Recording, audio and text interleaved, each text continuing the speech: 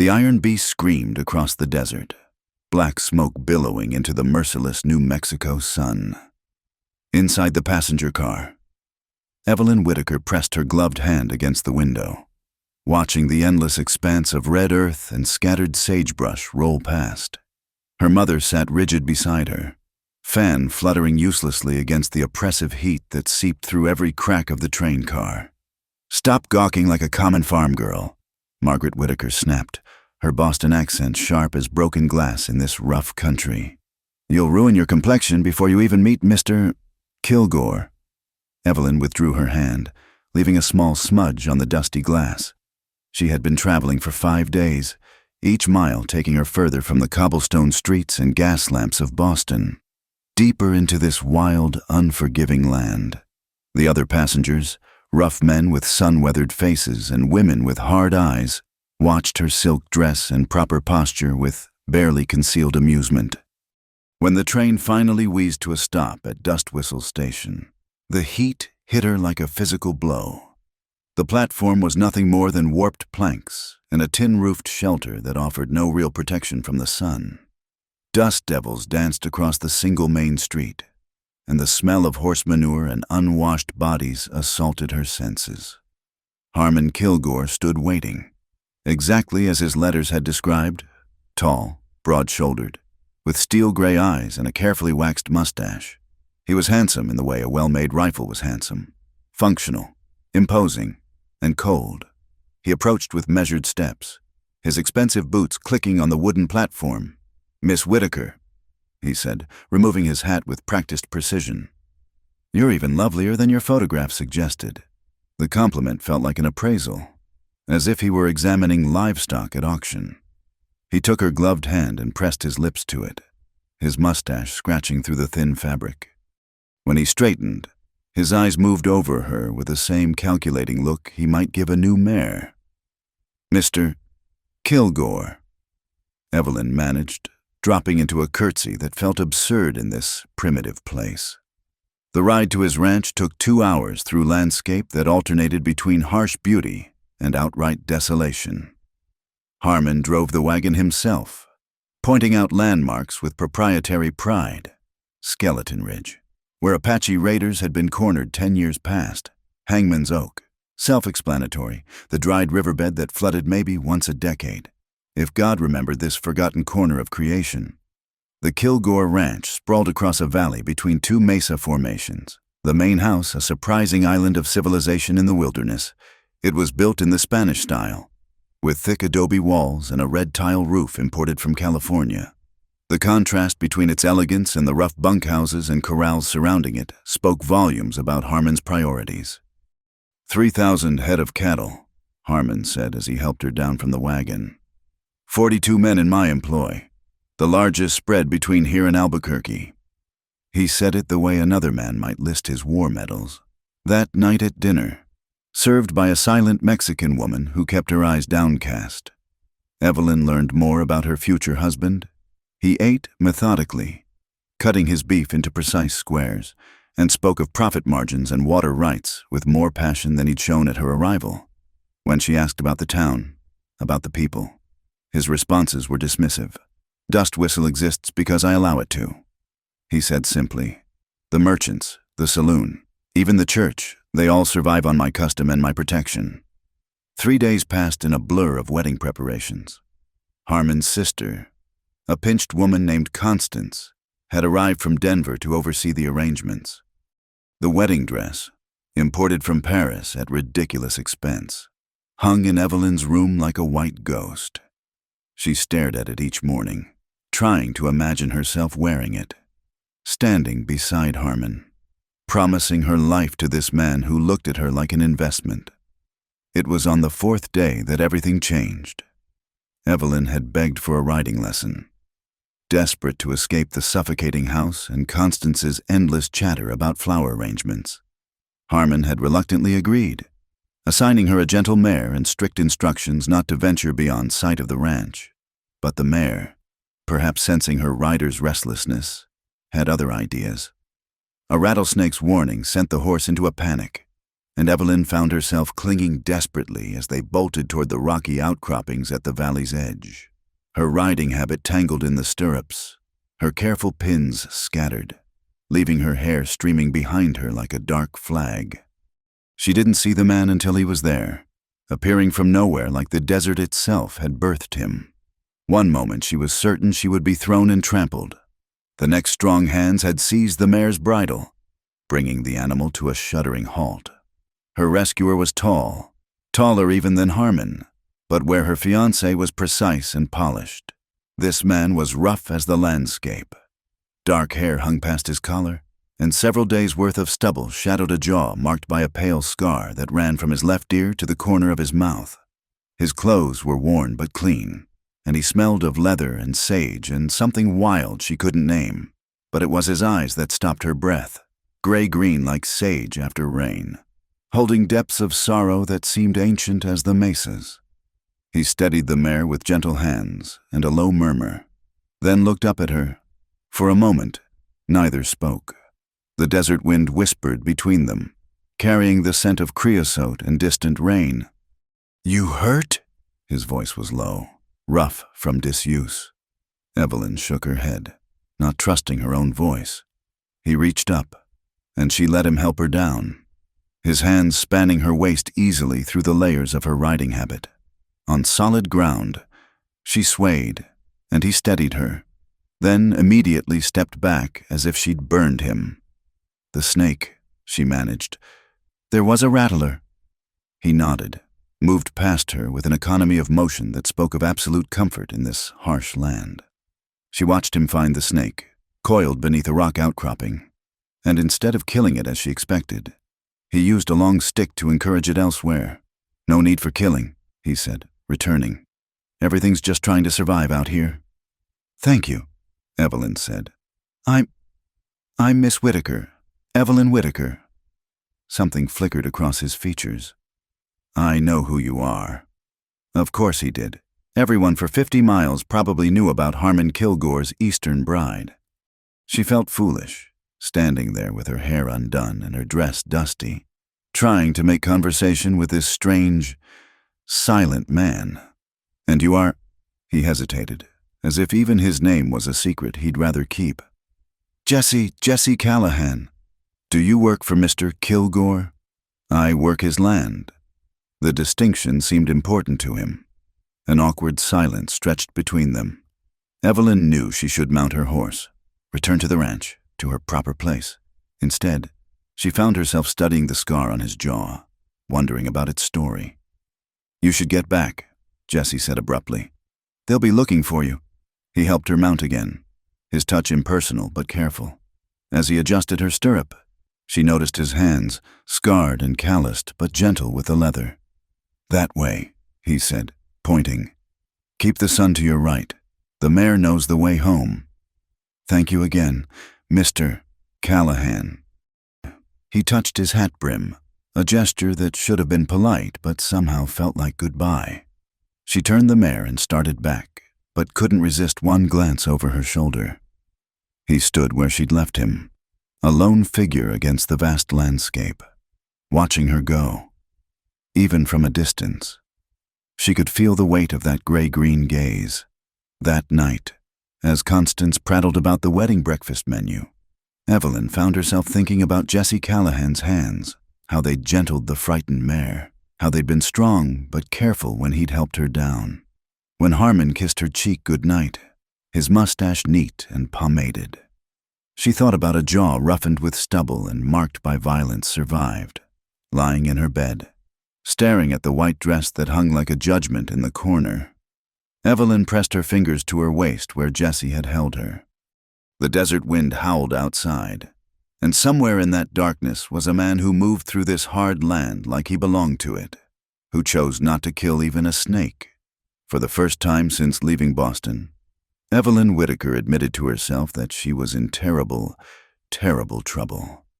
The morning after the incident with the mare, Evelyn found herself walking along the edge of the ranch property, ostensibly inspecting the garden that Constance insisted would be her responsibility after the wedding. But her eyes kept drifting toward the rocky outcroppings where she'd first seen Jesse Callahan. She found him by the creek, kneeling to fill his canteen. He looked up at her approach, and she saw wariness flash across his features before settling into that careful neutrality she was beginning to recognize. "Miss Whitaker." He stood slowly, water dripping from the canteen. "You shouldn't be out here alone. I wanted to thank you properly," she said, the lie coming easily. "Yesterday, I was unsettled." He studied her for a long moment, then nodded toward a flat rock in the shade of a cottonwood. "Sit a spell, if you like. Sun's fierce today." They sat in silence at first, the creek babbling between them. Evelyn watched him from the corner of her eye, noticed how he moved with deliberate care, as if he'd learned to make himself smaller, less threatening. "How long have you worked for Mr. Kilgore?" she asked. 3 years, give or take." "And before that?" His jaw tightened almost imperceptibly. "Here and there."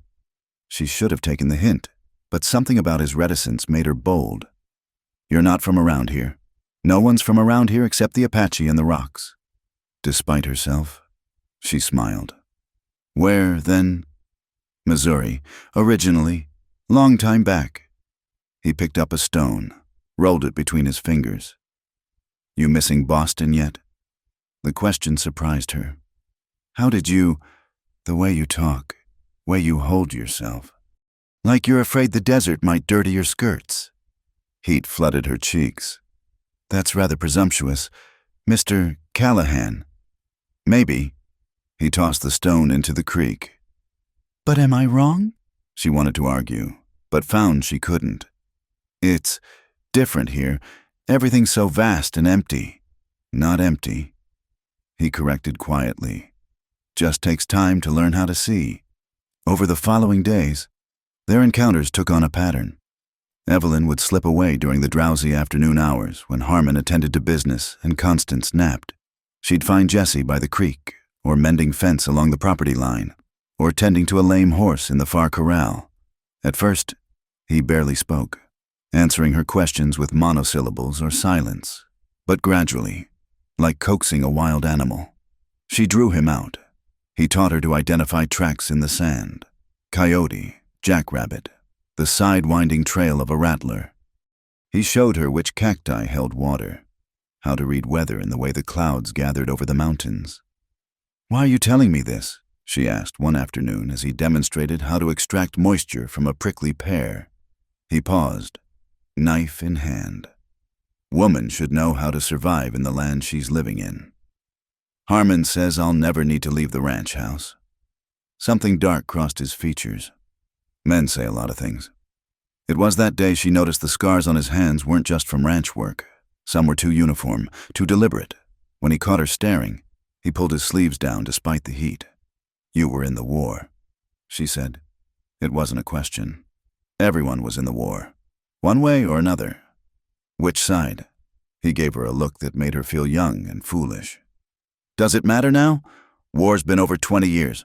All those boys are dead, no matter what color they wore." That night at dinner, she asked Harmon about Jesse Callahan. The change in atmosphere was immediate. Harmon set down his fork with careful precision. "Why do you ask?" "I've seen him around the ranch. He seems competent." "He's a killer." Constance's voice was sharp with scandal. "Murdered a man in cold blood. Spent 5 years in Yuma prison. Harmon only keeps him on because he's the best hand with horses I've got." Harmon interrupted, giving his sister a warning look. "And because I believe in second chances, within reason, but he's not someone you should concern yourself with. Evelyn, he keeps to himself out at the line shack. That's how everyone prefers it. But if he's dangerous, he's not dangerous if he's left alone." Harmon's tone brooked no argument, "which is why you'll have no cause to interact with him." But she couldn't stay away. The next afternoon found her at the line shack, a rough cabin built into the hillside where Jesse apparently lived.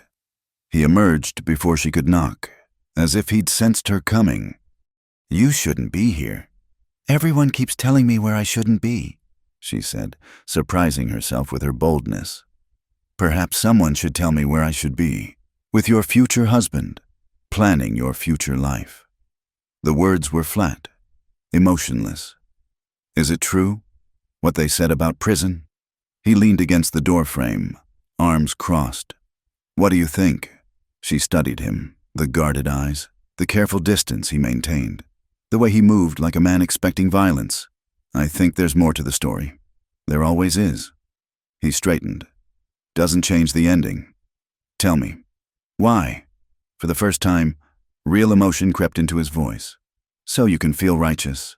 So you can decide if I'm worthy of your afternoon visits. The accusation stung because it held truth. That's not... Go home, Miss Whitaker. Your wedding's in 4 days. Focus on that. But she came back the next day and found him working leather in the shade of the shack. He looked up at her approach, shook his head, but didn't send her away. She sat on a stump nearby, watching his hands work the leather with practiced precision. I'm not asking out of idle curiosity. No, I'm trying to understand this place. These people. You're part of that. He was quiet so long she thought he wouldn't answer. Then, man named Carlton Webb, son of a judge, found him forcing himself on a saloon girl. She couldn't have been more than 15. I intervened. He drew on me. Jesse's hands never paused in their work. I was faster. Self-defense, then. That's not how Judge Webb saw it. His son was a promising young man. I was just another drifter who'd been in too many fights. The girl disappeared before the trial. Imagine that. Bitterness crept into his tone. 5 years in Yuma. Would have been a hanging, but there were witnesses who muddied the water enough. Evelyn absorbed this, watching his profile. Do you regret it? He looked at her then, really looked at her. Regret killing a man? Every day. Regret stopping him? Never. Something passed between them in that look, an understanding that went beyond words. Evelyn felt it like a physical thing, a rope binding them together. That evening, Harmon was waiting when she returned. His face was calm, but she'd learned to read the danger in his stillness. Where were you? Walking. It's such a pleasant evening. He moved faster than she expected, gripping her arm hard enough to bruise. Don't lie to me. You were seen at the line shack. I got lost. Mr. Callahan gave me directions. The slap came swift and sharp, snapping her head to the side. She pressed her hand to her burning cheek, too shocked to speak. I'm not a man who tolerates disobedience, Harmon said quietly. You'd do well to remember that before Saturday, and if I hear of you near Callahan again, he'll pay the price for your curiosity. Do you understand? She nodded, tasting blood where her teeth had cut her lip. Good. Constance will help you cover that bruise. We have guests arriving tomorrow. She fled to her room, but couldn't escape the memory of Harmon's calm violence, the casual way he'd struck her. As night fell, she slipped out through the kitchen, past the drowsing cook, and ran toward the hills. Jesse found her at the creek, sitting in the dark with tears still wet on her cheeks. He approached slowly, like she was a spooked animal, and crouched beside her. Let me see. She turned her face toward him, and in the moonlight saw his expression harden. He reached out, fingers ghosting near the bruise but not quite touching. I'll kill him. The words were quiet, matter of fact, and somehow that made them more frightening. No, she whispered. It's my fault. I shouldn't have. Don't. His voice was fierce. Don't you dare blame yourself for his violence.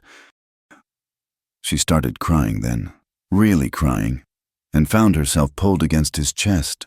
He held her carefully, like she might break, while she sobbed into his shirt. He smelled of leather and wood smoke and safety. When her tears finally stopped, she became aware of other things, the solid warmth of him, the way his hand stroked her hair, the rapid beat of his heart under her cheek. I can't marry him, she whispered. His hand stilled. You don't have a choice. There's always a choice. Not for people like us. He pulled back, forcing distance between them. Your father's a judge. Your family has standing, expectations. You run from this. Where would you go? What would you do? I don't care. You would. Trust someone who's lost everything. You would care. She reached up, touched the scar on his jaw. He closed his eyes, jaw clenched like he was in pain. "Jessie, don't!" He caught her hand, held it for a moment before placing it firmly in her lap. "I'm nobody. I've got nothing to offer but a hard life and a bad reputation. You're getting married in 3 days to a man who can give you everything. Everything but kindness. Everything but love." He stood abruptly. "Love's a luxury people like us can't afford. You don't believe that." He looked down at her, and in the moonlight she saw the truth in his eyes, the want, the hopelessness, the bitter knowledge of how this would end. "Doesn't matter what I believe," he said quietly. "Come on, I'll walk you back. And Miss Whitaker, this is the last time. Don't come looking for me again." But as he helped her to her feet, his hands lingered a moment too long, and she knew, they both knew, that neither of them was strong enough to stay away. The dream started that night. Evelyn would wake gasping in the pre-dawn darkness, her skin flushed and heart racing, the phantom sensation of rough hands and gentle touches leaving her trembling. In her dreams, Jesse's gray-green eyes held promises he'd never speak aloud, and his scarred hands mapped territories Harmon would claim in 2 days' time. She took to walking the halls at night, a ghostly figure in white nightclothes, trying to outpace the yearning that coiled in her belly like a living thing. The wedding dress hung in her room like an accusation, its French lace and pearl buttons a mockery of the wild hunger she couldn't name. The guests had begun arriving, Harmon's business associates, distant relatives, important men from Santa Fe and Albuquerque with their wives in bustled dresses and disapproving expressions, the house filled with chatter about cattle prices and political appointments, while Evelyn moved through it all like a sleepwalker. "You're peaked," Constance observed at breakfast, studying Evelyn with sharp eyes. "Pre-wedding nerves are natural, but you must pull yourself together. The Hendersons came all the way from Dallas." Evelyn murmured something appropriate and pushed eggs around her plate. Through the dining room window, she could see riders moving among the cattle, and she wondered if Jesse was among them. She hadn't seen him since that night by the creek, though she'd felt his absence like a missing limb. That afternoon, while the house buzzed with wedding preparations, she slipped away to the stables. She told herself she was only checking on the mare, but her hands shook as she saddled the horse. She found him at the line shack, but he wasn't alone. Another man stood with him, older, weathered, with kind eyes and Indian features. "Miss Whitaker." Jesse's voice was carefully neutral. "This is Samuel Crowfeather. He's been teaching me tracking." The older man studied her with knowing eyes. "The bride," he said simply. "You are troubled." It wasn't a question. Evelyn felt exposed under that ancient gaze, as if he could see straight through to her confused heart. "I should go," she said, but her feet didn't move. Samuel looked between them, and something like sadness crossed his features. "I'll check the north fence," he said to Jesse. "The storm last night may have brought it down." When he was gone, Jesse finally looked at her directly. "Why are you here?" "I don't know." The honesty hurt her throat. "I can't. I close my eyes and see you. I try to pray and hear your voice. What have you done to me?" "Nothing you haven't done to me." The admission seemed torn from him. "Go home, Evelyn, please."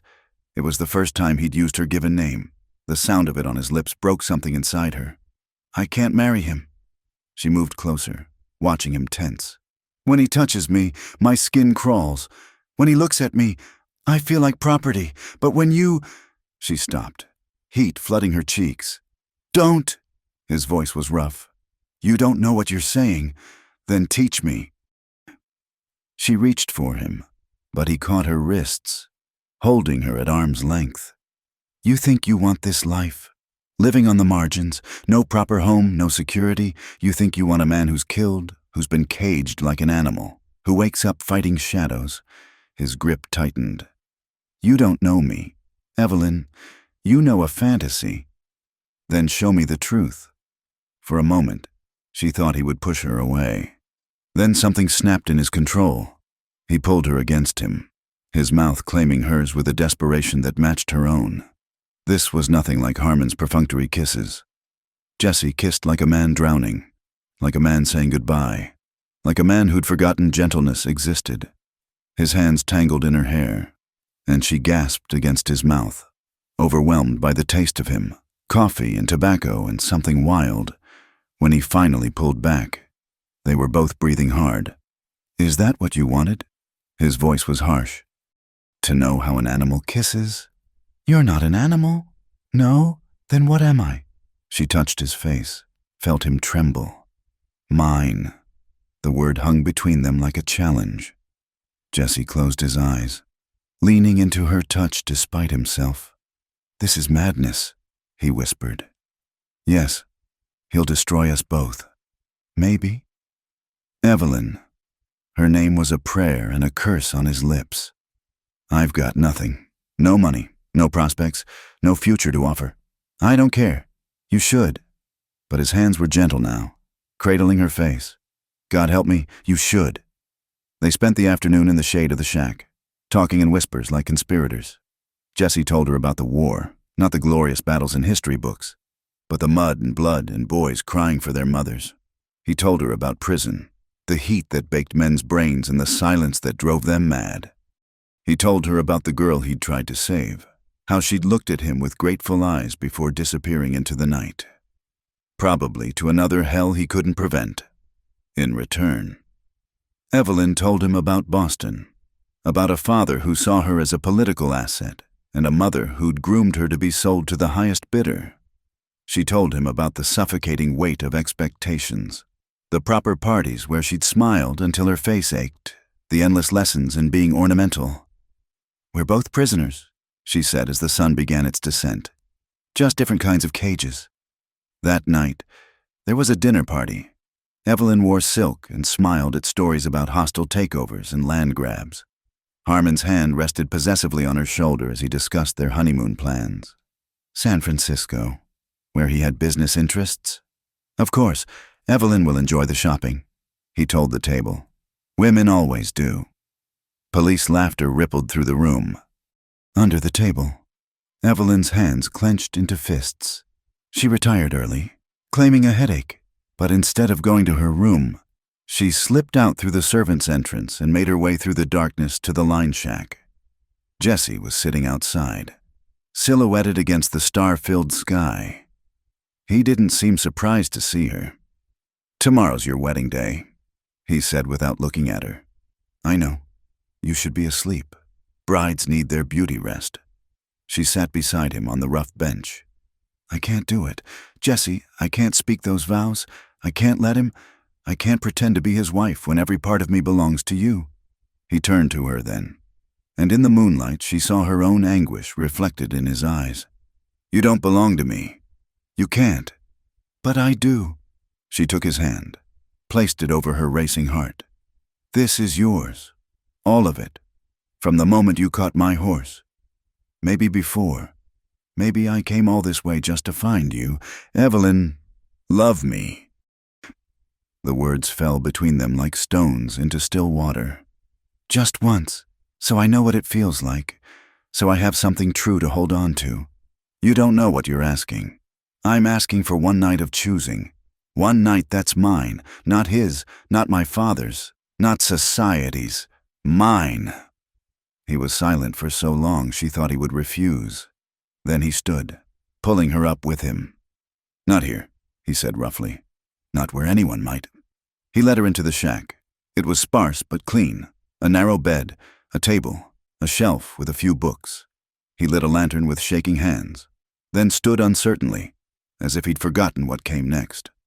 Evelyn crossed to him, began unbuttoning his shirt with fingers that trembled but didn't falter. "I'm not afraid," she whispered. "I am." The admission was raw.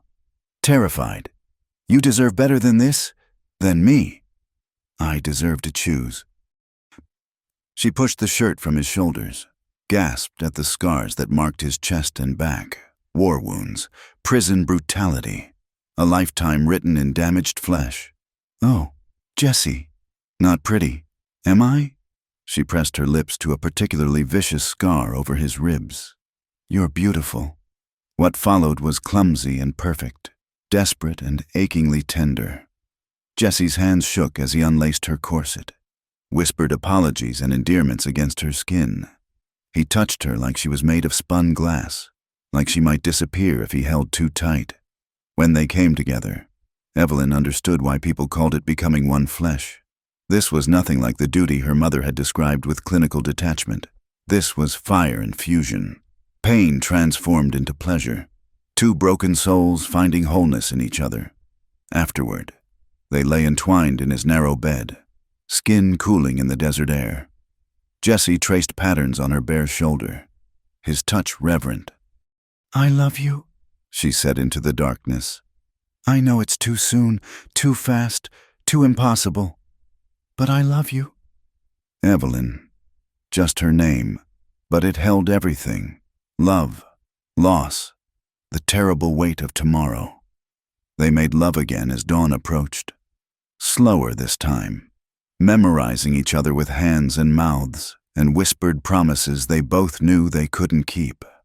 When the first light touched the mountains, Evelyn rose and began to dress.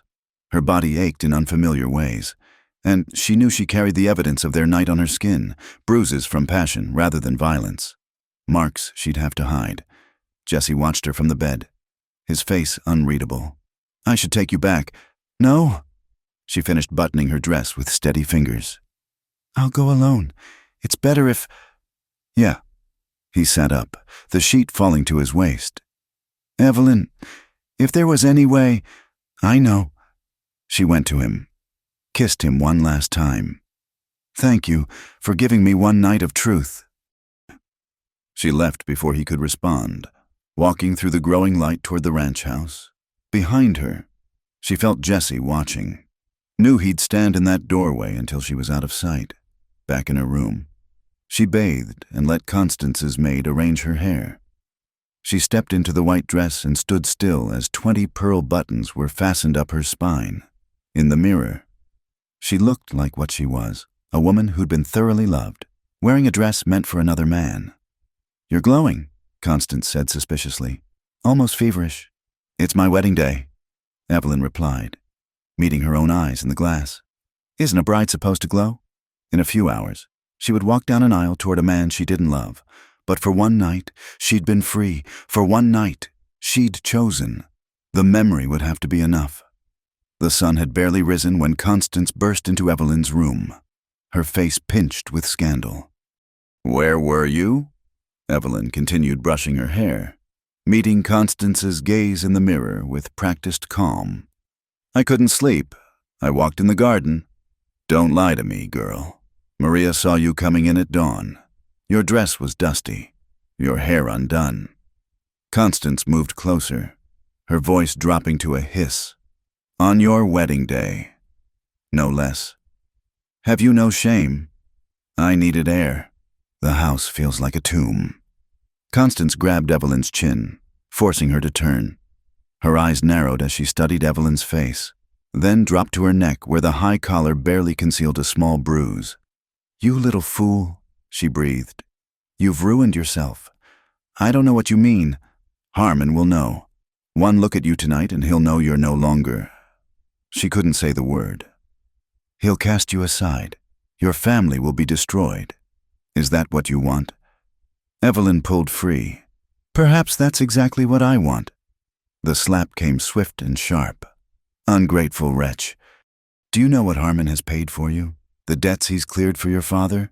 You're bought and paid for, and you'll walk down that aisle with a smile if I have to paint it on your face myself." She swept out, locking the door behind her. Evelyn heard her instructing Maria to guard the door, to let no one in or out until it was time. Trapped. Evelyn moved to the window. The ranch was already buzzing with activity. Tables were being set up in the courtyard, flowers arranged, musicians tuning their instruments. It all felt like preparation for an execution rather than a wedding. Her mother arrived an hour later, unlocking the door with Constance's key. Margaret Whitaker looked older, harder, as if the desert had leached something vital from her. "Constance told me," she said without preamble. "Who was it? Does it matter?" Margaret crossed the room and gripped Evelyn's shoulders. You listen to me. I didn't raise you to throw away your life for some base passion. Your father's career depends on this marriage. My security depends on it. You will marry Harmon Kilgore, and you will be a dutiful wife, and you will never speak of last night again. And if I refuse, then you're no daughter of mine. The words were cold, final. I'll help Constance repair the damage. You'll wear a high collar, keep your eyes down, and pray Harmon is too drunk on his wedding night to notice. Many men are. She left Evelyn to contemplate this bleak future. Outside, storm clouds gathered on the horizon, unusual for this time of year. The air grew thick and charged, matching the tension in the house. As noon approached, Constance returned with a hairdresser and seamstress. They worked in grim silence, transforming Evelyn into a vision in white. Extra powder covered the shadows under her eyes. The collar was adjusted to hide every mark, and her hair was arranged to frame her face like a Madonna's veil. Beautiful, Constance said with satisfaction. No one would guess you're anything but pure. The word made Evelyn want to laugh. Pure, as if purity was about intact flesh rather than honest hearts. The wedding was set for 3 o'clock. At 2:30, Evelyn heard a commotion in the courtyard. Through her window, she watched Harmon's men dragging someone toward the barn. Her heart stopped when she recognized Jesse's dark hair, saw the blood on his face. No, she breathed, pressing against the glass. Constance appeared at her shoulder. Ah, yes, Harmon discovered your little indiscretion. Don't worry, he won't kill him. Not today. Bad luck to spill blood on a wedding day. But tomorrow. She smiled coldly. Horse thieves hang in these parts. Amazing how that stallion ended up in Callahan's possession. Jesse never stole anything. No? Harmon has witnesses who'll swear otherwise. Unless, of course, you're a very good wife. Very obedient. Very appreciative of your husband's mercy. The threat was clear. Submit or watch Jesse die for crimes he didn't commit. I hate you, Evelyn said quietly. Good. Hate makes a woman strong. You'll need strength for the life ahead. Constance adjusted Evelyn's veil. Come, your groom awaits. The walk to the church felt eternal. Every step was weighted with the knowledge that Jesse was beaten and bound somewhere, that his life hung on her compliance. The gathered crowd became a blur of faces, their smiles grotesque masks. Harmon waited at the altar, resplendent in his black suit. His smile was triumphant, the smile of a man who'd won a particularly satisfying hand of cards. The ceremony began. Evelyn moved through it mechanically, her voice hollow as she repeated the responses. When the Reverend asked if anyone objected, thunder rolled across the desert, but no savior appeared. Do you, Evelyn Margaret Whitaker, take this man? The words washed over her. In her mind, she was back in Jesse's arms, feeling truly alive for the first and last time. The church doors burst open with a crash that shook the walls. Lightning illuminated a figure in the doorway, tall, bloodied, magnificent in his fury. Jesse stood there, one eye swollen shut, his shirt torn and stained, but he stood straight, proud, his good eye fixed on Evelyn. No, he said, his voice carrying over the shocked gasps. She doesn't. Chaos erupted. Harmon reached for his gun, but Jesse was already moving, not toward Harmon, toward the Reverend.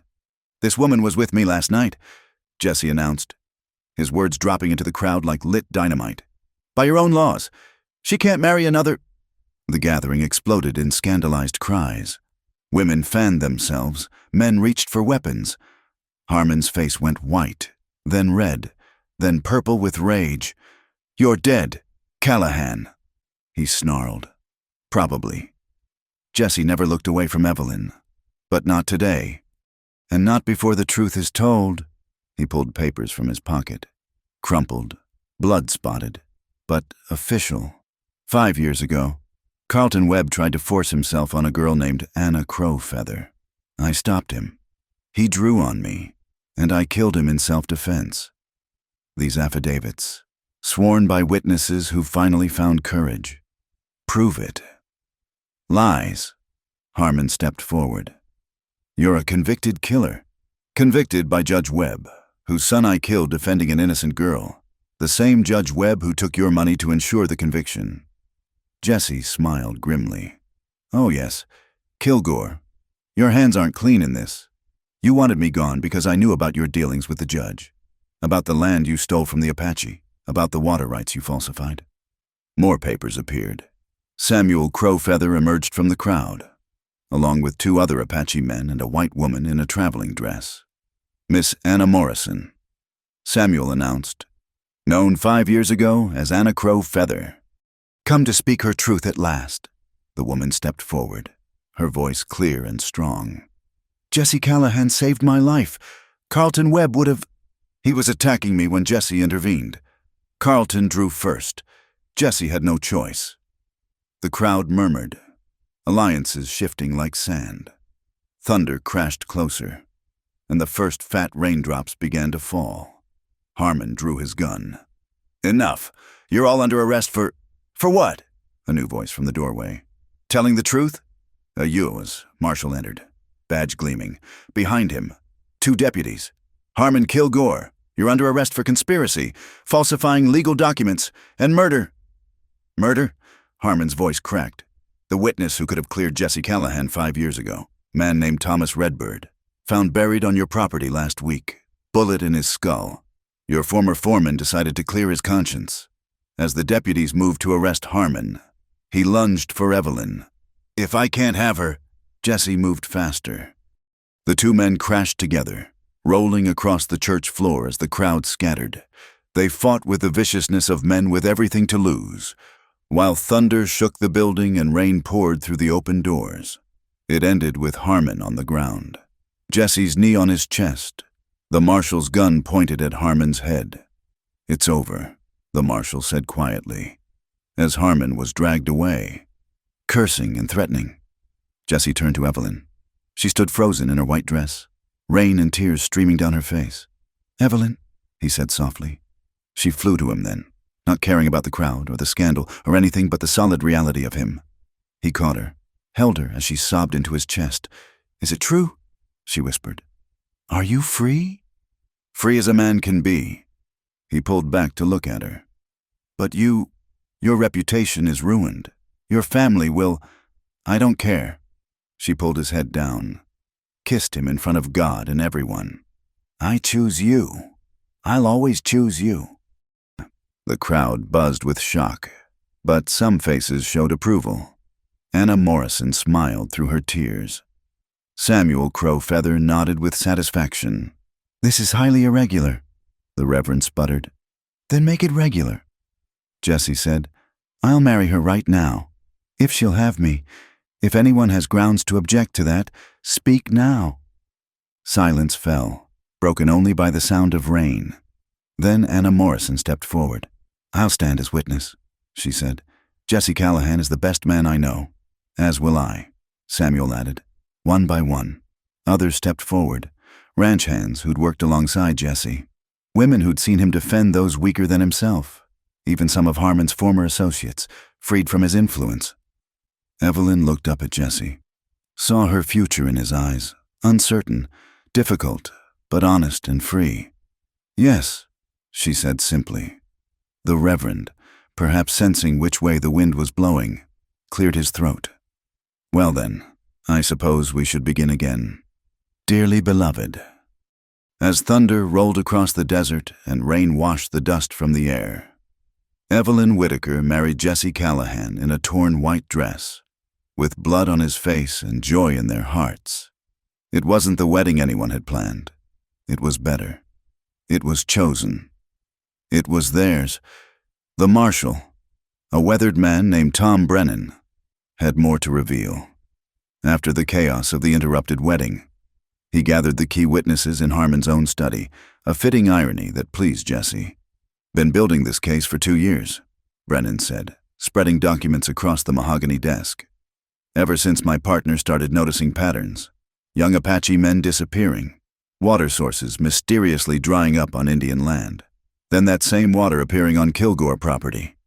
Jesse stood behind Evelyn's chair. his hand protective on her shoulder. She'd changed from the wedding dress into a simple calico, but to him, she'd never looked more beautiful. "What about Judge Webb?" Jesse asked. "Already in custody in Santa Fe, singing like a meadowlark about everyone he took bribes from." Brennan smiled grimly. "Your name came up frequently. Callahan. Seems you've been thorned in quite a few sides." "Just trying to live quiet," Jesse said. "Well, that's about to change." The marshal pulled out another document. "This here's a full pardon, signed by the territorial governor. Your record's clean, and there's the matter of compensation. 5 years wrongful imprisonment ain't nothing the territory takes lightly." Jesse stared at the paper. "Compensation? $20 for every day you spend in Yuma. Comes to about," Brennan calculated, "$36,000 and change, enough for a man to start fresh." Evelyn gasped. It was more money than most men saw in a lifetime. Jesse's hand tightened on her shoulder. "I don't want blood money," he said quietly. "Ain't blood money. It's justice money. Difference matters." Brennan stood. "Think on it. In the meantime, Kilgore's assets are frozen pending trial. This ranch, the cattle, all of it's in limbo. But his guests need somewhere to stay." He looked meaningfully at Evelyn, whose own position was precarious. Her parents had fled in scandal. Her reputation was in ruins. And she was married to a man in a ceremony of questionable legality. "She stays with me," Jesse said firmly. "Figured as much. You two might want to make that marriage a bit more official when things calm down. Judge in Santa Fe would be happy to oblige, I'm sure." After Brennan left, Jesse and Evelyn found themselves alone in the study where Harmon had once plotted their separate miseries. The rain had passed, leaving the desert washed clean and smelling of sage. 36,000, Evelyn said softly. "You could go anywhere, be anyone." Jesse turned her chair, knelt before her. "I know who I am. I'm the man who loves you. Question is, who do you want to be?" She touched his face, tracing the scar she'd memorized. "Your wife, if you'll have me. Properly this time. Evelyn, your life back east is over. Was over the minute I saw you." She leaned forward, pressing her forehead to his. "I'm not some fanciful girl. Jesse, I know what I'm choosing. A hard life, an uncertain future. But it's my choice." He kissed her then, soft and deep. A promise and a prayer. They left that evening, Jesse saddling 2 horses while Evelyn packed what little she wanted from her old life. The white dress remained hanging in the wardrobe, a ghost of the woman she might have been. Samuel Crowfeather met them at the edge of town with supplies and a warning. "Kilgore has brothers, men who won't take kindly to his arrest." "I know." Jesse checked the rifle in his saddle scabbard. "We'll head into the mountains. I know places they'll never find." Samuel handed him a leather pouch. "From the tribe. For the man who stood for one of ours when no other white man would." Inside were turquoise stones, carved with symbols of protection. Jesse's throat worked as he accepted the gift. "Watch your back trail," Samuel advised. "And trust the woman. She sees clear." They rode through the night, following paths Jesse had learned in his years of exile. Evelyn, who'd never spent a night outside 4 walls, didn't complain when branches caught her hair or when they had to dismount and lead the horses through treacherous passes. By dawn, they'd reached a cabin hidden in a box canyon, accessible only by a narrow trail.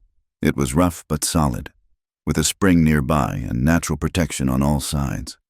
"Built this when I first got out of Yuma," Jesse explained, lifting her from the saddle. "Figured I might need a bolt hole someday." "It's perfect," Evelyn said, and meant it. They spent a week there, learning each other without fear or shame.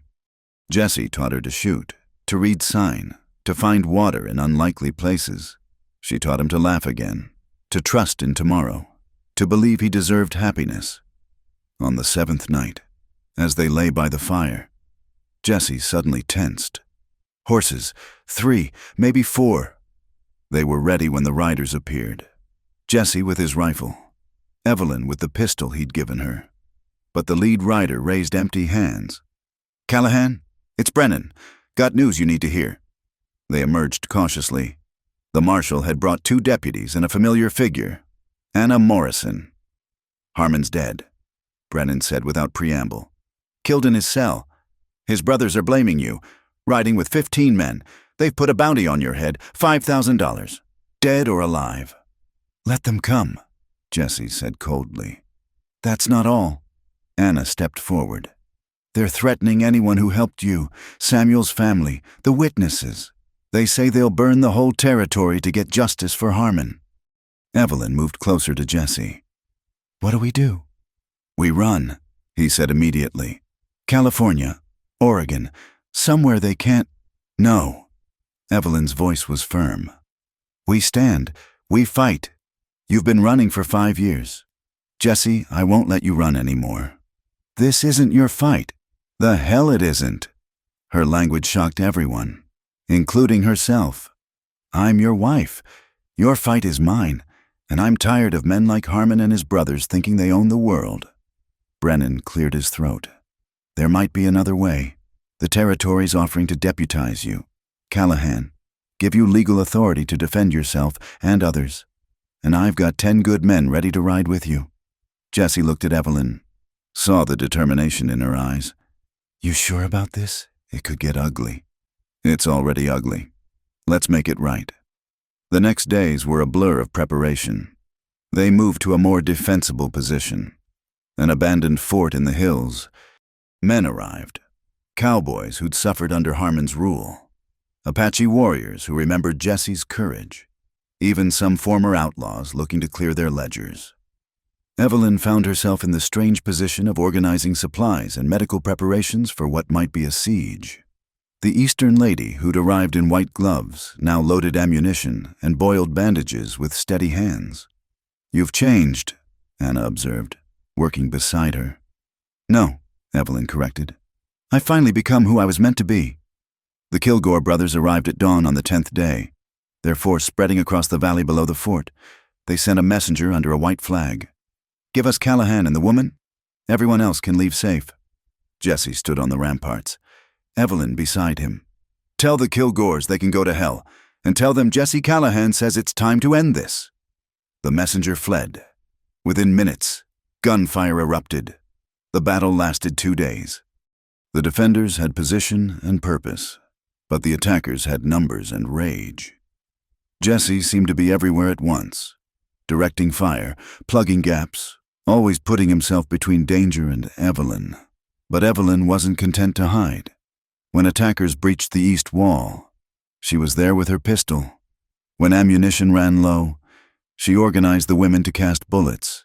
When men fell wounded, she dragged them to safety and tended their wounds with hands that no longer shook.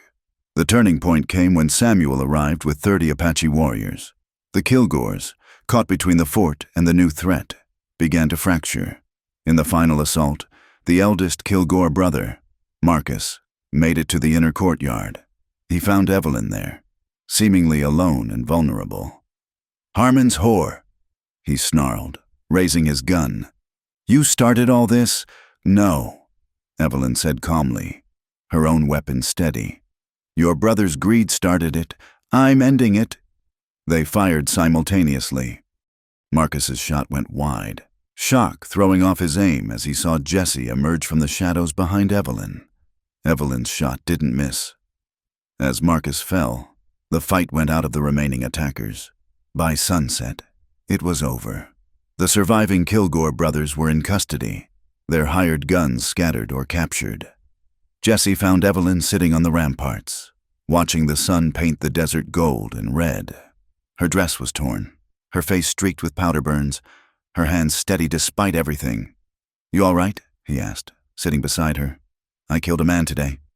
Her voice was thoughtful, not traumatized. "I thought I'd feel different. You saved my life." Again. She leaned into him. "We saved each other. That's what partners do." Marshal Brennan approached, looking older but satisfied. "It's done. The territory owes you both a debt. That compensation we talked about, we'll take it," Evelyn interrupted. surprising Jesse. "We'll take it and use it to build something good. A place where people like Anna can be safe, where men like Samuel are treated with respect, where justice means more than who has the most money or guns." Jesse studied his wife, this Eastern lady who'd become a Western warrior. "You sure?" "I've never been more sure of anything." She stood, pulling him up with her. "We've paid for our freedom in blood. Now let's see what we can grow in this desert." The sun set on the old life, the old fears, the old chains. Tomorrow, they would ride to Santa Fe and make their marriage official in the eyes of the law. They would take the money meant to compensate for injustice and transform it into hope. But tonight, they were simply Jesse and Evelyn, survivors and partners, watching the stars emerge over a land washed clean by storm and struggle. The white dress was a memory. The woman who'd worn it was gone. In her place stood someone stronger, someone who'd chosen her path and fought for it. Someone who'd learned that love wasn't about possession or control, but about standing together against the darkness and refusing to yield. The desert wind carried the scent of sage and possibility. In the distance, a wolf howled, wild and free and unafraid. Evelyn smiled and howled back. The mountains embraced them like old friends. Jesse led them higher into the Sangre de Cristo range, where the air grew thin and pine trees replaced the desert sage. They'd left the fort 3 days after the battle, slipping away before dawn with only their horses and what supplies they could carry. "Brennan will wonder where we went," Evelyn said, her breath misting in the cold morning air. "He'll understand. Man needs time to heal before he builds." Jesse guided his horse around a fallen log. "Besides, I want to show you something." They climbed for hours, following trails that existed more in Jesse's memory than in reality. The desert fell away below them, replaced by alpine meadows dotted with late wildflowers. When they finally stopped, Evelyn gasped. Before them lay a hidden valley, perhaps 2 miles long and half as wide. A crystal stream wound through its heart, fed by snowmelt from the peaks above. Aspens trembled gold along the water, and the grass grew thick and green. "Found this place my first year out of Yuma," Jesse said, dismounting. "Thought maybe someday." He trailed off, uncertain. "It's perfect," Evelyn breathed. "Like God kept it secret just for us." They made camp by the stream, and for the first time since their wedding day, they allowed themselves to simply be. No threats, no plans, no past or future, just the present moment in their private paradise. That first night, as they lay beneath a blanket of stars, Evelyn traced patterns on Jesse's chest.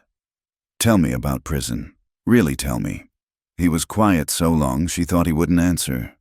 Then, slowly, he began to speak. He told her about the crushing heat, the endless rock breaking, the way men went mad from isolation. He told her about the guard who'd taken particular pleasure in tormenting him, about the scars on his back from whippings he'd earned protecting weaker inmates. "There was a boy," he said, voice rough. "Couldn't have been more than 17. In for stealing food. The guards, they had their eye on him. I stood between them and him once too often." Evelyn understood what he wasn't saying. "The scars on your back. 20 lashes. It would have been 50. But the warden intervened. Said they couldn't afford to lose another worker." His laugh was bitter. "Wasn't mercy, just economics." She kissed each scar she could reach, as if her lips could heal old wounds. "You saved him." "For a while. Fever took him the next winter. All that pain for nothing. Not for nothing. You gave him dignity. That matters." They stayed in the valley for 2 weeks, healing in ways that had nothing to do with physical wounds. Jesse taught her to fish in the icy stream, to identify edible plants, to move through the forest without disturbing its peace. She taught him to trust again, to plan for a future that extended beyond the next sunset. On their 10th night, snow began to fall, early for the season, but not unprecedented at this altitude. They took shelter in a cave Jesse had prepared years before, with firewood stacked and supplies cached. As the storm raged outside, they made love with a freedom they'd never experienced before. No fear of discovery, No shame or guilt, just two souls celebrating their survival and their choice. "I want children," Evelyn said afterward, surprising them both with the admission. "Not now, not until we're settled, but someday I want to raise them free, teaching them what you've taught me." Jesse pulled her closer. "Children deserve better than an ex-convict father. They deserve a father who knows right from wrong and stands by it, no matter the cost. They deserve you." The storm passed, leaving the world transformed in white. They knew they couldn't stay forever. Winter at this altitude would be brutal, and they had responsibilities below. But for a few more days, they pretended otherwise. It was Evelyn who finally said it. "We should go back, face whatever comes next." Jesse nodded, though everything in him wanted to keep her here, safe from the world's cruelties. "Santa Fe first, make things legal. Then we build something new." The journey down took 2 days. As they descended, the snow gave way to autumn colors, then back to the desert's eternal summer. When they reached the outskirts of Santa Fe, Jesse pulled up short. "Last chance to change your mind. We ride into town. Everyone will know. The scandal will follow us." Evelyn urged her horse forward. "Let them know. I'm not ashamed of loving you." Santa Fe was abuzz with news of the Kilgore downfall. Jesse and Evelyn's arrival caused a sensation, but not entirely the one they'd expected. Many people, it seemed, had suffered under Harmon's influence and were glad to see justice done. Judge William Morrison, Anna's uncle, as it turned out, was happy to perform a proper ceremony. This time, Evelyn wore a simple blue dress, and Jesse had shaved and found clean clothes. The witnesses were Anna herself and Marshal Brennan. "By the power vested in me by the territory of New Mexico," Judge Morrison intoned, "I pronounce you husband and wife, and let no man put asunder what God and determination have joined." As they signed the marriage certificate, making it official in the eyes of the law, Brennan approached with a telegram. "From the territorial governor. He's offering you a position. Callahan, sheriff of a new town they're establishing near the Kilgore Ranch, place called Haven. Fitting, don't you think?" Jesse looked at Evelyn, saw her slight nod. "Tell the governor I accept, with conditions. The town's open to all. Apache, Mexican, anyone seeking honest work. And my wife sits on the town council." Brennan grinned. "Had a feeling you'd say something like that." They spent one night in Santa Fe, in a proper hotel with clean sheets and a bathtub. Evelyn luxuriated in the hot water while Jesse sat on the bed, still uncomfortable with comfort. "You'll have to get used to it," she called out. "Being respected, having a home, being happy, might take some time. Good thing we have plenty." But their peace was short-lived. A knock at midnight brought troubling news. One of the Kilgore brothers had escaped custody, along with 5 hard men. Worse, they'd burned Samuel Crowfeather's home and threatened worse if Jesse didn't meet them. "It's a trap," Evelyn said immediately. "Of course it is, but I can't let Samuel suffer for helping us." "Then we spring the trap. Together." They rode out before dawn, but not alone. Brennan had gathered men, good men who believed in the law and justice. Anna rode with them. Strapped with pistols and fierce with determination, they found Robert Kilgore and his men at Skeleton Ridge, the same place where Apache raiders had made their stand years before. Samuel was there, bound but alive, along with his family. "Callahan!" Robert shouted. "Face me like a man. Single combat. You win. Everyone goes free. I win. They bury you beside my brother." Jesse dismounted, checking his pistol. Evelyn caught his arm. "You don't have to do this. We have numbers." "Yes, I do. This ends today. One way or another." He kissed her hard. "If something happens..." "Nothing will happen. You're faster, smarter, and you have more to live for." The two men faced each other in the dusty ground between the ridges. Robert Kilgore was younger than his brothers. Faster, perhaps, but also more hot-headed. "You took everything from us," Robert snarled. "Your brother took everything from himself," Jesse replied calmly. "I just stopped him from taking more." They drew simultaneously. Two shots cracked across the desert. For a moment, both men stood frozen. Then Robert Kilgore crumpled, his shot having gone wild in his haste. Jesse's had found its mark. Center mass, ending the last of the Kilgore threat. As Robert's men surrendered, Jesse walked slowly back to Evelyn. She met him halfway, checking him for wounds with shaking hands. "It's over," he said quietly. "Really over this time." "No," she corrected, pulling him close. "It's just beginning." They settled in Haven, the new town rising from the ashes of Harmon's empire. Jesse proved to be a fair and respected sheriff, while Evelyn established the territory's first integrated school. Their home was modest but filled with light, with a view of the mountains where they'd hidden and healed. Some nights, when the desert wind howled, Jesse would wake with prison nightmares. Evelyn would hold him, remind him where he was, who he was now. Other nights, she would dream of the white dress and the life she'd nearly lived, waking grateful for her narrow escape. One evening, as they sat on their porch watching the sunset, Evelyn felt the first flutter of new life within her. She took Jesse's scarred hand and placed it on her still flat stomach. "Remember what I said in the mountains? About children?" His eyes widened with understanding and something that looked like fear. "Evelyn, you'll be a wonderful father. Our child will grow up free, knowing love, understanding justice, everything we fought for." Jesse pulled her onto his lap, burying his face in her hair. "How did I get so lucky?" "Not luck," she corrected, thinking of all the choices that had led them here. His choice to save Anna years ago, her choice to seek him out, their choice to fight for each other against all odds. Choice. We chose each other. We chose this life. As stars emerged in the vast western sky, they sat entwined, no longer the broken convict and the reluctant bride, but partners in the truest sense. Tomorrow would bring new challenges. It always did in this harsh land. But tonight, they were home. The white dress. Had anyone cared to look? Eventually became curtains in the schoolhouse, its French lace bringing a touch of beauty to the place where Apache, Mexican, and white children learned side by side. It seemed a fitting end for a garment meant to symbolize one woman's captivity, transformed into something that represented freedom for many.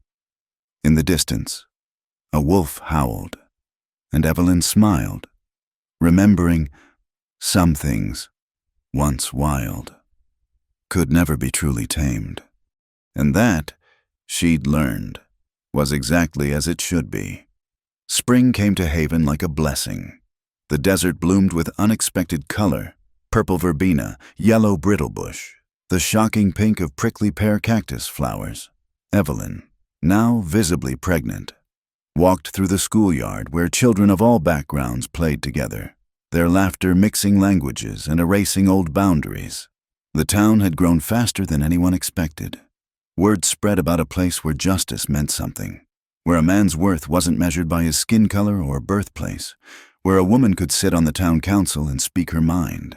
They came in wagons and on horseback, former slaves from Texas, Chinese workers fleeing railroad camps, Mexican families seeking fair treatment, white settlers tired of corruption.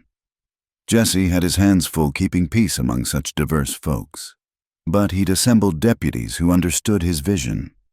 Tom Standing Bear, Samuel's nephew, wore a badge alongside Patrick O'Brien, a former Union soldier, and Miguel Santana, whose family had ranched this land for generations before borders were drawn.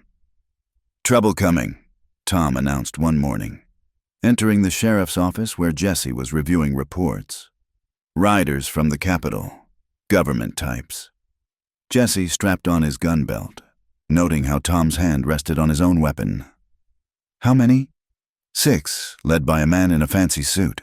They're asking about you at the hotel." Evelyn appeared in the doorway, one hand supporting her growing belly. She'd taken to wearing practical dresses that allowed for movement, much to her late mother's theoretical horror. "I'll come with you," she said. "Evelyn, I'm pregnant, not helpless. Besides, government men respond better to respectability. I can provide that." Jesse knew better than to argue. They walked down Main Street together, noting how citizens stopped to watch. Haven had learned to be wary of outsiders with official airs. The delegation waited at the Sunrise Hotel, their pressed suits and polished boots marking them as clearly as brands. Their leader, a thin man with calculating eyes, stood as they entered.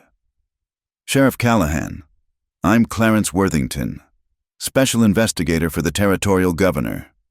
He barely glanced at Evelyn. "We need to discuss the unusual nature of your town." "What's unusual about law-abiding folks trying to build lives?" Jesse kept his tone neutral. "The racial mixing. For one, the Apache on your town council. The Chinese allowed to own businesses. There are complaints." "From who?" Evelyn interjected. "The same people who profited from Harmon Kilgore's corruption?" Worthington's eyes flicked to her dismissively. "Ma'am, perhaps you should." "I should what? Return to my kitchen? I'm a member of this town's council. Mr. Worthington, duly elected. If you have business with Haven's government, you have business with me." Jesse hid a smile. Evelyn had learned to wield Eastern manners like a weapon when needed. Worthington cleared his throat. "There are concerns that Haven is becoming a haven for undesirable elements. Outlaws, renegades, those who refuse to accept the natural order being white folks on top and everyone else beneath." Jesse's voice carried an edge now. "That the order you mean?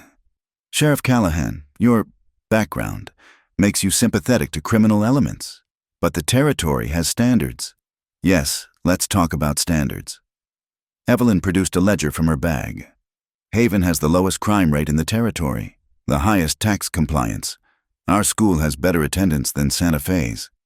Would you like to see the numbers, Mr. Worthington?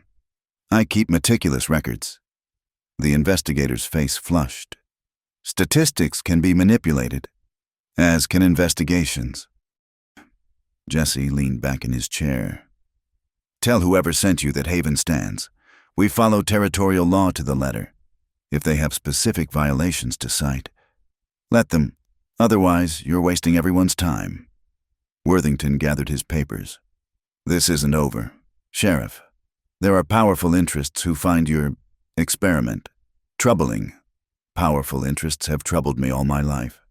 Jesse replied. "I'm still here." After the delegation left, Jesse and Evelyn walked to their favorite spot by the creek, the same creek where they'd first truly talked, now running through the heart of their town. "They'll be back," Evelyn said quietly. "Probably, but we've faced worse." He pulled her close, feeling the baby move between them. "Any regrets?" "Only that I can't see my mother's face if she knew her grandson would be born in a town where Apache children play with white children." She smiled wickedly. "The scandal would have killed her if the desert hadn't done it first." Margaret Whitaker had died the previous winter, never reconciling with her daughter. The letter informing Evelyn had been brief, bitter, and had included notice that she was disinherited. Evelyn had burned it without a second thought. That evening, the town gathered for their weekly council meeting. These had become as much social events as governance, with families bringing food to share and musicians playing after official business concluded. Jesse watched Evelyn moderate debates between the Chinese merchants wanting to expand their shops and the Mexican ranchers needing more grazing land. She found compromise with the skill of someone raised in political parlors but tempered by frontier pragmatism. "The Lee family can expand east," she concluded, "if they agree to help fund the well we need for the expanded cattle range. Water benefits everyone." Later, as Apache drums mixed with Irish fiddles and Mexican guitars, Jesse found Samuel Crowfeather standing apart, watching the celebration with thoughtful eyes. "Your wife carries change in her belly." Samuel said, "A child born to this world, not the old one. That's the hope. Hope." Samuel tested the word. "My people have little practice with it, but here." He gestured at the mixed crowd, at children playing across racial lines their parents wouldn't have dreamed of crossing. "Here maybe we learn." The peace lasted 6 weeks. Then came the raid. Jesse woke to gunfire and screams. He was out of bed and reaching for his rifle before fully conscious. Evelyn right behind him, despite his protests. "Stay here!" "The children!" She was already moving, grabbing the pistol he'd taught her to use. "They'll go for the school." She was right. The attackers, masked but riding horses with government brands, were setting fire to the schoolhouse. Jesse's deputies were already responding, but they were outnumbered 3-1. "Get the children out!" Jesse shouted, picking off a raider who was about to torch the Chinese laundry. "Tom, take the east side." Evelyn ran for the school, her pregnant state forgotten. She found Anna Morrison already there, leading terrified children through the smoke. Together they formed a human chain, passing children to safety while bullets whined overhead. A raider appeared in the doorway. Rifle raised. Evelyn didn't hesitate. Her shot took him in the shoulder, spinning him around. As he fell, his mask slipped, revealing one of Worthington's investigators. "Government men," she breathed to Anna. "They're trying to destroy what we've built."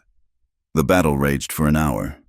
Jesse seemed to be everywhere at once, on the roof picking off attackers, in the street organizing defenses, always moving, always deadly accurate. His prison-honed instincts served him well, but there were too many. Then, just as things looked darkest, thunder rumbled from the north, but it wasn't storm clouds. It was horses, dozens of them, ridden by Apache warriors with Samuel Crowfeather at their head. "For Haven!"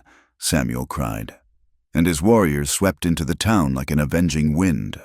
Caught between the townspeople and the Apache, the raiders broke and fled. Several were captured, including 2 more of Worthington's men, as dawn broke over the damaged but not destroyed town. Jesse stood in the smoky main street.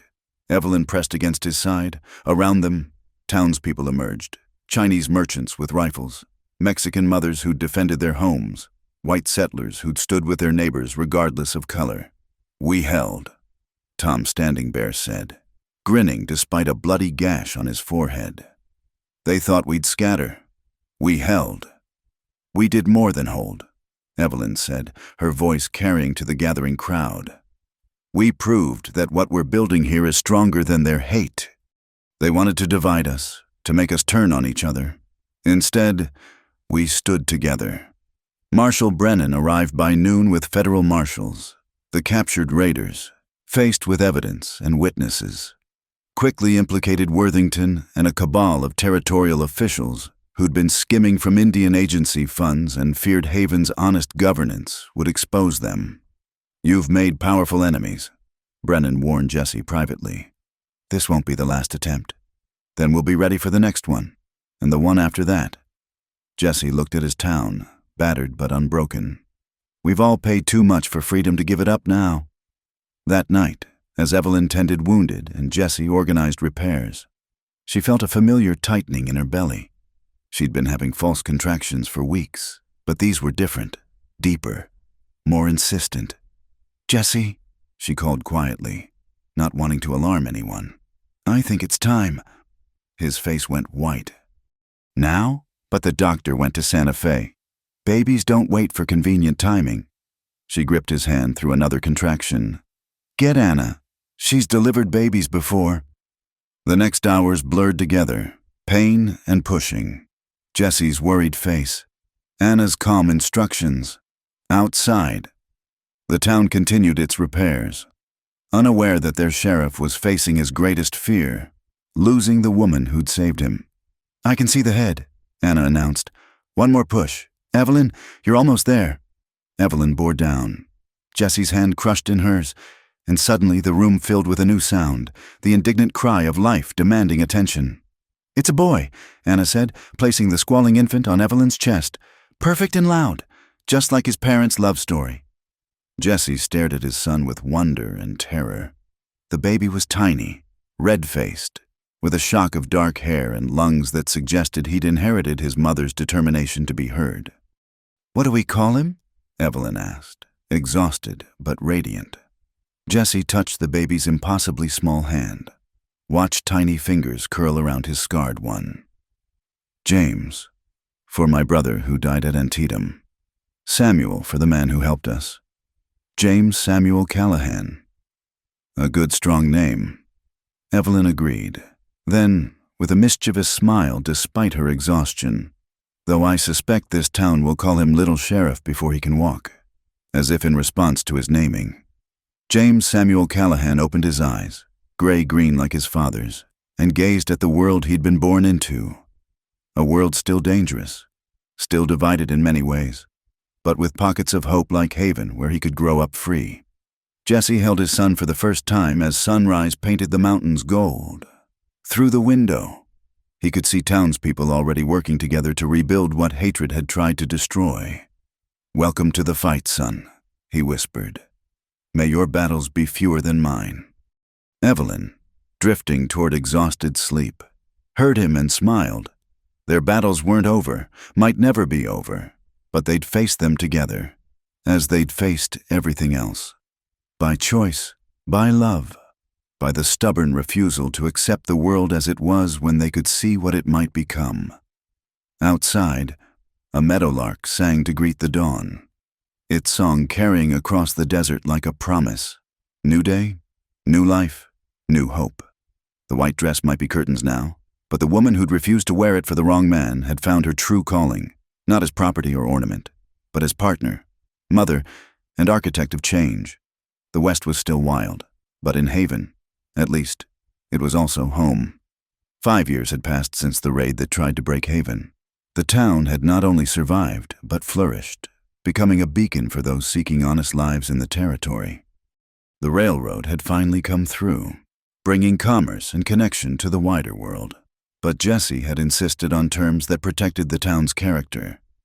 Little James Samuel Callahan, true to his mother's prediction, was indeed known as Little Sheriff to everyone in town.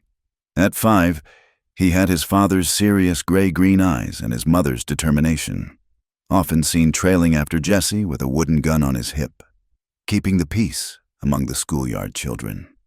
The real sheriff stood on the platform as the morning train pulled in, watching for trouble out of habit more than expectation. Haven had earned its peace through blood and persistence, and most folks now knew better than to disturb it. "Papa!" James ran up, clutching a letter. "Mama says this came for you, says it's important." Jesse ruffled his son's dark hair and took the envelope, recognizing the official seal. His jaw tightened as he read. "Bad news?" Evelyn appeared beside him, as beautiful as ever despite, or perhaps because of, the practical dress and the pencil tucked behind her ear from morning lessons. "They want me to run for territorial marshal," Jesse said quietly. "Full jurisdiction, answering directly to Washington." Evelyn took the letter, scanning quickly. "This is what we've worked for, Jesse. Real power to make real change. It means leaving Haven, living in Santa Fe, playing politics." He said the last word like it tasted bitter. "It means James can attend the new university when he's older. It means protecting not just Haven, but dozens of towns like it." She touched his arm. "It means the boy who went to prison for doing right could become the man who changes the law itself." That evening, they called a town meeting. The hall, built where Harmon's mansion once stood, filled quickly.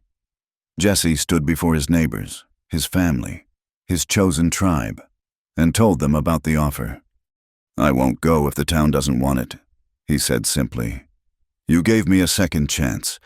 I won't abandon you." Samuel Crowfeather stood first. "A warrior fights where he can do most good. In Santa Fe, you could protect not just Haven but all the people."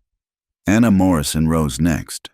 "5 years ago, you saved me from hell. Now you can save others. Go with our blessing." One by one, they stood. The Chinese merchants, the Mexican ranchers, the former slaves who'd found freedom in Haven, the white settlers who'd learned that neighbor meant more than color. By the end, the vote was unanimous. Tom Standing Bear would serve as the sheriff, with Miguel Santana as deputy. The town council, now formally recognized by the territory, would continue Evelyn's work of integration and education. 2 months later, the Callahan family made their journey to Santa Fe. Jesse wore his new marshal's badge with the same quiet dignity he'd worn the sheriff's star. Evelyn had already begun corresponding with reformers in the capital about expanding integrated education. Their new house was modest by capital standards, but palatial compared to their haven home. James explored every corner, declaring it acceptable but missing Uncle Samuel's horses and Aunt Anna's cookies. The ceremony installing Jesse as territorial marshal drew a crowd. Some came to gawk at the former convict risen so high. Others came to size up this new player in territorial politics. But many came to celebrate. Former prisoners who'd found second chances. Families who'd been protected by Jesse's unflinching sense of justice.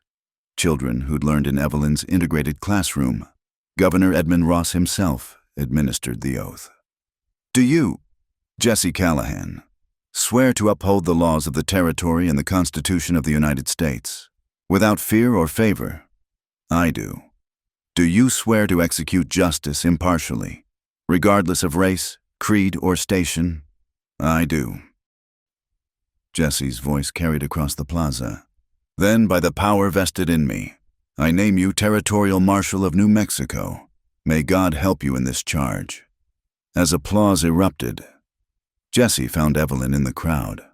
She stood with James on her hip, tears streaming down her face, that same fierce pride he'd first seen when she'd shot Marcus Kilgore to save his life. The early days were hard. Political enemies tested him constantly, looking for the violent ex-convict they expected. Instead, they found a man who listened before acting, who applied law with wisdom earned through suffering, who couldn't be bought or intimidated. When cattle barons tried to force Mexican farmers off traditional grazing lands, Jesse sided with precedent and justice over money. When Indian agents skimmed supplies meant for reservations, he arrested them despite threats from Washington. When a Chinese merchant was murdered and local law shrugged, Jesse personally led the investigation that brought the killers to justice. "You're making enemies," a friendly senator warned him over dinner. "Powerful ones. They're talking about having you removed. They can try." Jesse replied calmly, "I've faced worse than politicians." Evelyn, meanwhile, had found her own battlefield. She'd established the territory's first truly integrated school in Santa Fe, despite fierce opposition. When the school board tried to block her, she simply started teaching in their home, and soon had more students than the official schools. Mrs. Callahan's Academy, as it became known, drew children from every background. The mixing scandalized proper society, but parents saw their children learning not just letters and numbers, but how to live in a changing world. One evening, as Jesse returned from a week tracking train robbers, he found Evelyn teaching James to write at their kitchen table. The boy's tongue stuck out in concentration as he carefully formed letters. "What are you writing, son?" James looked up proudly. "My name, and yours, and Mama's, Mrs. Chen says family names are important to remember." Jesse raised an eyebrow at Evelyn, who smiled. "Li Chen is teaching calligraphy alongside English letters. The children love it. The school board can pound sand." Evelyn's language had roughened considerably from her Boston days. "Our students score higher on every measure. Let them explain why they want to stop excellence." 3 years into Jesse's term, the challenge came. A consortium of cattle barons, corrupt officials, and railroad magnates decided the territorial marshal had interfered with their profits long enough. They couldn't buy him, couldn't intimidate him, so they decided to destroy him. The attack came through the law, papers filed claiming Jesse's pardon had been invalid, that he was still a wanted fugitive. They'd found a judge willing to hear the case, betting that Jesse's respect for law would make him submit to legal proceedings. They were right. Jesse surrendered himself for trial rather than run. Trusting in justice he'd spent years building. The trial became a sensation. Every newspaper in the territory covered it. The courtroom filled with Jesse's supporters and detractors alike. While Evelyn sat in the front row with 8-year-old James, her presence a silent reminder of all Jesse had become. The prosecutors painted him as a violent criminal who deceived his way into power. They brought witnesses bought and paid for, who swore to seeing him commit crimes he'd never done. But the defense had its own witnesses. Anna Morrison testified again about Carlton Webb's assault. Samuel Crow Feather spoke of Jesse's honor. Marshal Brennan presented records showing Jesse's exemplary service. Even some former enemies testified to his fairness. The most powerful moment came when young James stood up in the gallery. "My papa is a good man," he said, his child's voice carrying clearly. "He teaches me to protect people who can't protect themselves. He says the law should be the same for everyone. If that's wrong, then I don't want to be right." Evelyn pulled him down, but the damage, or blessing, was done. The gallery erupted in approval before the judge could restore order. After 3 days of testimony, the jury retired. They were gone less than an hour. "Not guilty," the foreman announced. "And furthermore, we recommend the territory investigate those who brought these false charges." The courtroom exploded. Jesse stood quietly as supporters mobbed him, but his eyes found Evelyn. She smiled that fierce smile he'd first seen in a dusty church, when she'd chosen love over safety. That night, as they tucked James into bed in their Santa Fe home, the boy asked, "Papa, why did those men try to hurt you?" Jesse sat on the bed's edge, choosing his words carefully. "Sometimes, son, doing right makes people angry, especially people who profit from wrong. But you kept doing right anyway." "Yes? Why?" Jesse looked at Evelyn, who leaned in the doorway watching them. "Because your mama taught me that we always have a choice, and choosing right, even when it's hard, is what makes us who we are." James nodded solemnly, then brightened. "Will you teach me to be a marshal too?" "If that's what you want, but first, learn everything your mama teaches. A good lawman needs to understand people, not just laws." As they left their son's room, Evelyn took Jesse's hand. No regrets. He thought of all the paths that had led here, the war, the killing, the prison years, the woman in white who'd seen something worth saving in a broken man. None. Every scar was worth it to build this life with you. They stood on their small porch, looking over Santa Fe's lights toward the desert beyond. Somewhere out there was Haven, thriving under Tom Standing Bear's protection. Somewhere was the hidden valley where they'd healed. Somewhere was the memory of a wedding dress that became school curtains. Transformation made fabric. "I love you, Mrs. Callahan," Jesse said softly. "And I love you, Marshal Callahan." Evelyn replied, "Even if you did make me wait for my wedding night while you bled all over that church." He laughed, pulling her close. "Best decision I ever made was stopping that wedding." "Second best," she corrected. "The best was loving me despite everything telling you not to." Above them, the stars sprawled across the western sky like scattered dreams. Below, their son slept safe in a world they were helping to change. One choice at a time. Tomorrow would bring new challenges. There would always be those who profited from injustice, who feared change, who believed might made right. But tonight, a former convict wore a marshal's star. A Boston lady taught Chinese children alongside Apache, and their son dreamed of a future where justice meant justice for all. The West was still wild, but it was also theirs, won through blood, held through courage, transformed through love. And in the end, that transformation, like the dress that became curtains, was the greatest victory of all. The desert wind carried the scent of sage and possibility, same as it had that first day when a scared Eastern girl met a scarred Western man. Only now, they weren't scared or scarred so much as seasoned, like the land itself, harsh when necessary, beautiful when allowed, and absolutely, unchangeably free. In the distance, a wolf howled.